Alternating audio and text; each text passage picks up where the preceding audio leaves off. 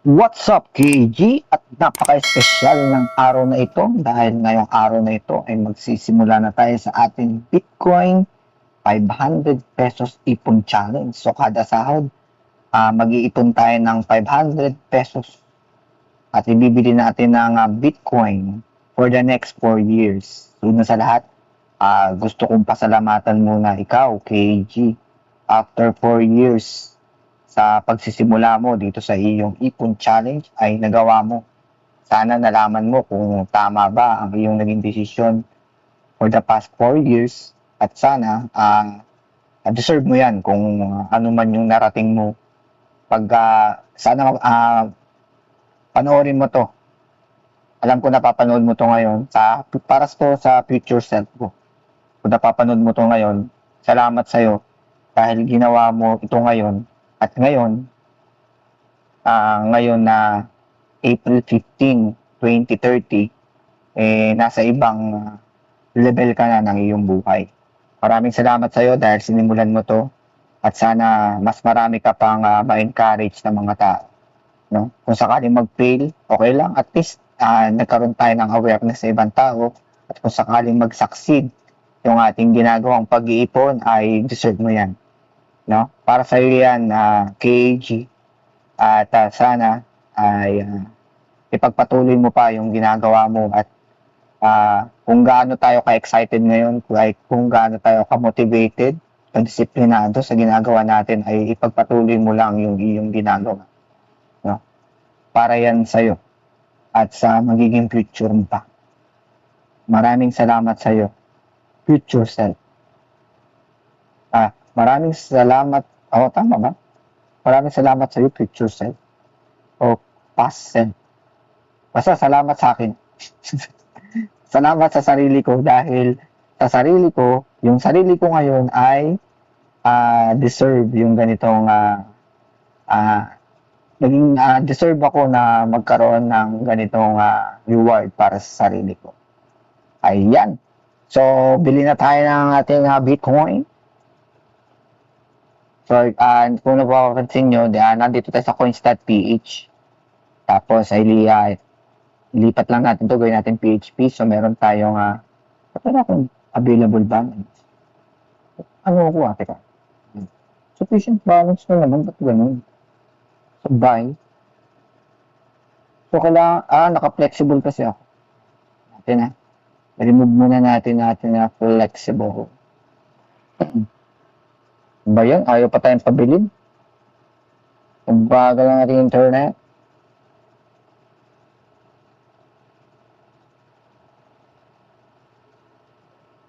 Close muna natin.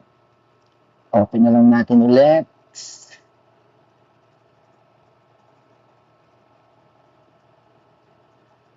Yan. Portfolio.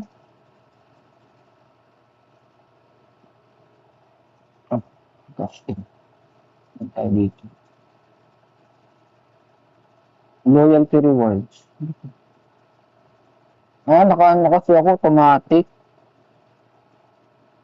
Disable nyo natin yan kasi kailangan ko nga yung inano ko pala yun guys, ano pala ako doon. So, may commission yun kada araw. So, punta tayo sa PHP. So, bili tayo 500 pesos. So, ang mahal ng Bitcoin na yun, nasa 74,000 yung bili natin. Pero, yun nga, dahil inano natin na gagawin natin to for the next 4 years. So, titignan natin kung ano magiging resulta. So, yan.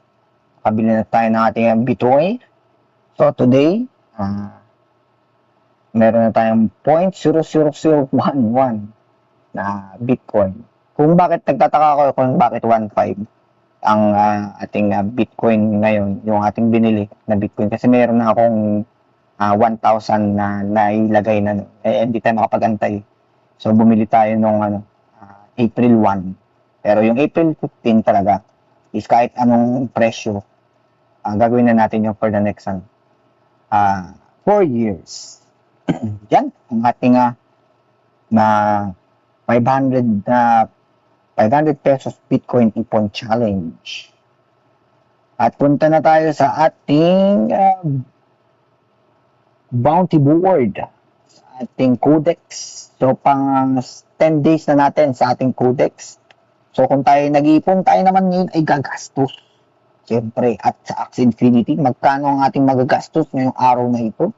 Para sa mga bago lang na nanonood sa akin, no? So, hindi na uso yung magkano ang kinikita sa Axie Infinity. Kumikita ba dyan? Hindi. Gumagastos tayo dito. So, awareness din ito para dun sa mga gustong pumasok, gustong itry, gustong malaman kung ano na ba yung bagong sistema ng Axie Infinity.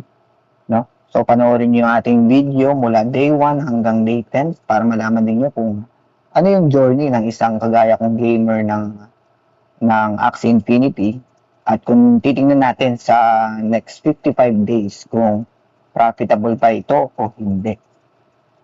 So, tingnan na natin. So, ang ating mga task ngayong araw ay buy one consumable, buy one premium Coco Choco, buy 15 Coco Choco, buy any Axie, win 2 rank battle sa Axie Origin. So, nakapaglaro tayo ng Origin kanina. 1 hour lang kasi nag-maintenance na sila ng 12 o'clock. So, nung chinek ko kanina, parang 2 hours pa ulit yung maintenance. So, baka bukas ko na ulit ituloy yung ibang laro.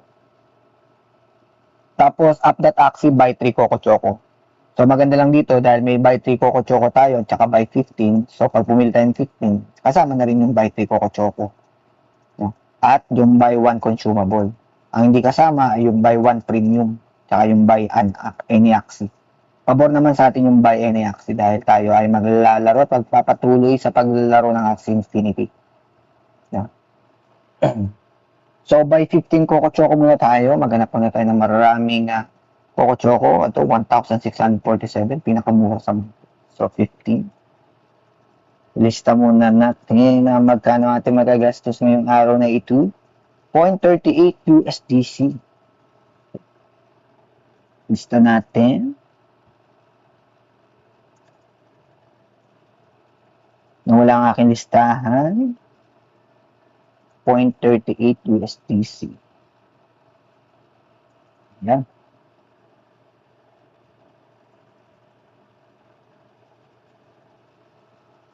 Close. Tapos,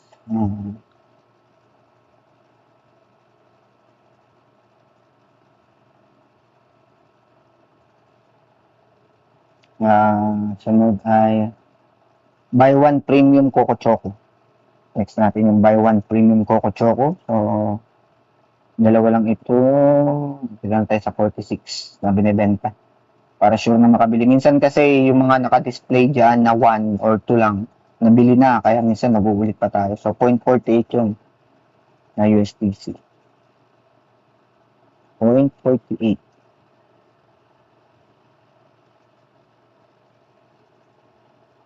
Ayan. So, 0.48 USDC ang ating gastos sa 1 premium Coco Choco. Tapos, buy 1 Axie. Any Axie daw, any Axie. So, mamili tayo ng Axie dito. Floor price pa bibili natin, 0.61. Okay naman ito. Parang gusto ko bumili na lang ng DAS. Hanap na lang tayo ng ibang Axie. DAS or Dawn. Or bag. Marami na kasi akong DAS. So, Dawn na lang. Bili tayo ng Dawn. Dawn Axie, points. Ang mahal naman. Ang mahal na ng Dawn ng 1.76, no? Bakit? Ang floor price ng Dawn is 1.76 na. Ano naman yan? Masyado naman yan. Umubusan tayo ng pondo. Ano na lang. Buwan natin ang bag. Itong less than $1 lang. Cheapest 1.41. Ba't ang mahal itong mga, na to, Axie? Anong meron na? Anong meron? Hindi kayo sinasabi sa amin. Front bag, double stand, and bumpy. So, pang classic siguro to. Ito yung pinaka-cheap na pure bag. Pure bag na yan. Tignan natin itong bag na to. Pinaka-cheap daw siya, pinaka-cheap.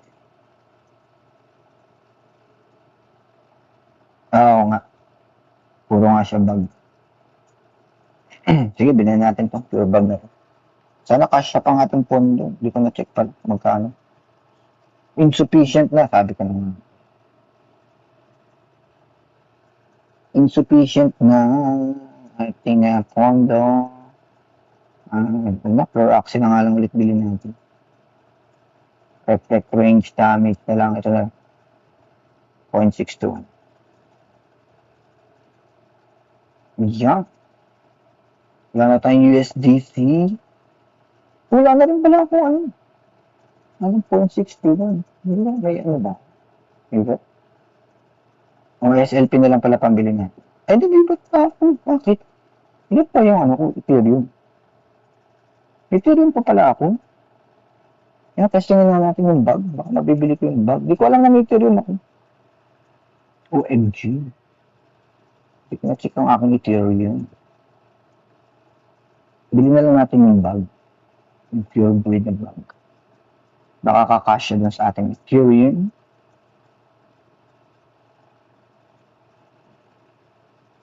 $1.41. Wala. So, malitan pala yung aking Ethereum. So, bili na lang natin yung Fluoroxy. Saka na lang tayo ulit bumili. Pagka naka-specific na lang na bumili ng bag access, saka lang tayo bumili. 0.621 ang ating gastos. 0.621.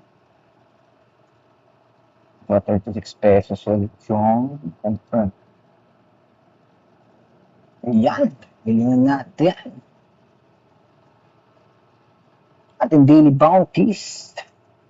So, buy one consumable, buy one premium. Pakompleto na natin yan. Unahin muna natin win 2 rank battles. Tapos na natin to kaninang 11 to 12. Tapos buy 3 Coco Choco. Tapos na rin. May buy any Axie, baka nag-load pa. Buy 15, buy 1 premium at buy 1 consumable. Tapos buy any Axie. Ito na naman ang ating bounty board. Completes na. So, pang 2,600 tayo. Refresh muna natin. Kaya natin kung mag-update. Ang ating rank. So, maglaglag na tayo sa 1,000. Dahil hindi masyado na mababa ang ating mga nagiging score. Pero rocks lang. So, magkakaroon na tayo ng rewards. So, ang ating reward for this week is 8.47 BAXS. Yan. So, meron na ulit tayong papaikuting pera para pang target natin sa ating bounty bowl. So, i-claim na natin yung 8.47 BAXS.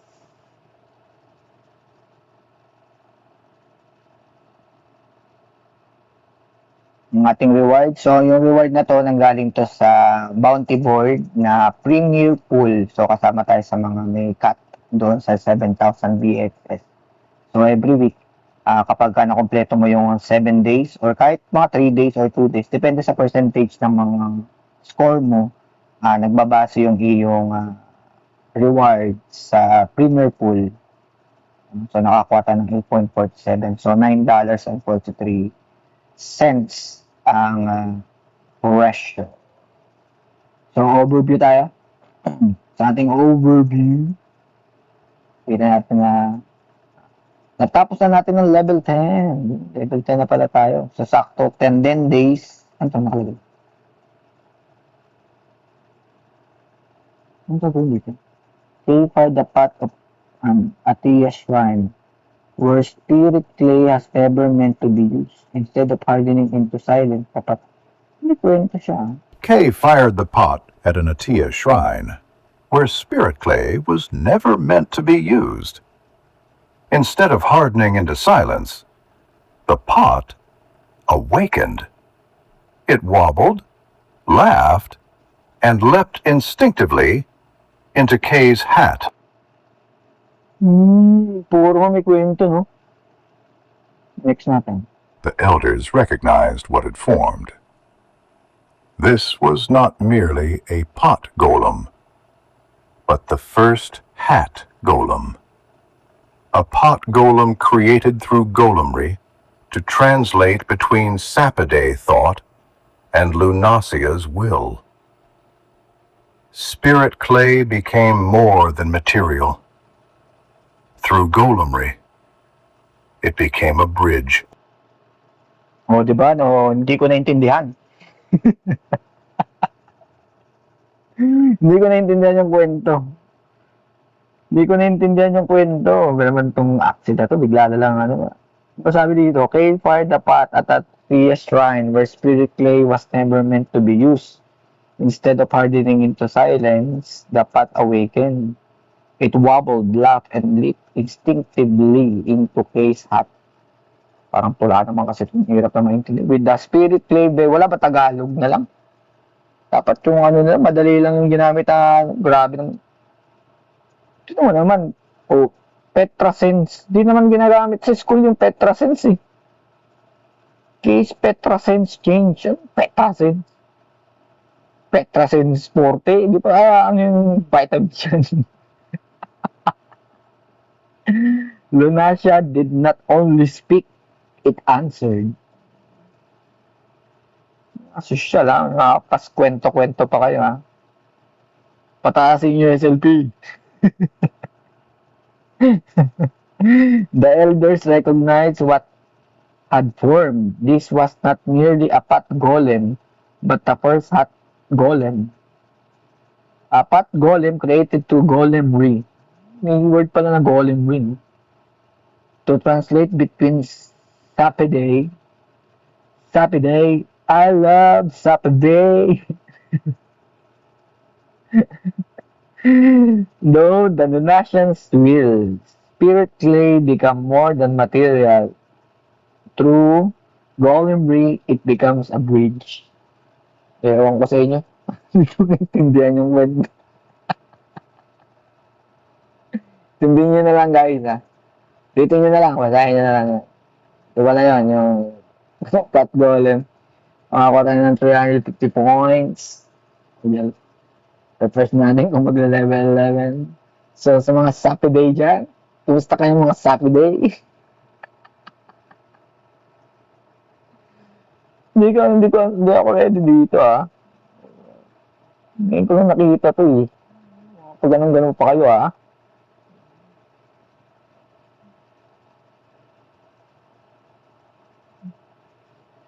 Meron pa dito eh. Ito. Rules of Golemry. Baka may clue dito, no? Kapag clinic mo, mahal 20 pesos ulit yung SMP. Ay, lap trip ngayong araw. Lap trip tayo ngayon dahil kay Sapide at kay anong word yun? Yung bago ako natutunan na word. Sabi niya, PetraSense. Or PetraSense. Parang skill yan. Case PetraSense. Ayan, so itong ating Song of Soil, mga PetraSense at Sapide. So, kamusta ang inyong experience sa ating Atias Legacy? So, maraming salamat sa ating mga supporters at ating mga subscriber. Like and share and mag-comment sa ating mga video. Maraming salamat sa inyo. At kita-kita lang tayo sa arena. Game on!